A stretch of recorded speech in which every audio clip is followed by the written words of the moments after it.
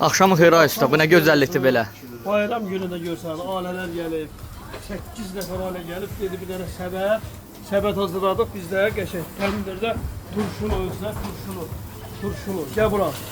Bax, manqalda görsən, turşuda, kuzu kebabları, doğruluğa baş, ye partda. Qiymətlər münasib, qazan yeməklərimiz. Gəl bura, bizim qeyri-adi Natiq ustanın özünə məxsus. Yəni Bakıda bunu ikinci bir adam eləyə bilməz. Badrosda yemək pişirərlər hə. Buna bax. Harda pişir o?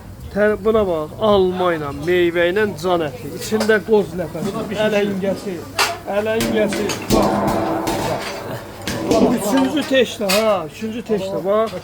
Var Bakıda belə bir şey var, meyvəli, qozlu, can əti, ləpəli. Gəl bura şey. Kəpiş qalanımız budur. Qaymaqlı can əti qalan budur. Buğlama, tuşonka və hindişka. Buna bax, buna. Qaz, nar, soğanla. Nar soğan, bir də buna bax, zapaz. Gəldi, seçdiyin hindişkanın arasından istədin quzunu. Oradan da doğrayıb, pişirik. Beyləqən kebab evində yolub gözləyir.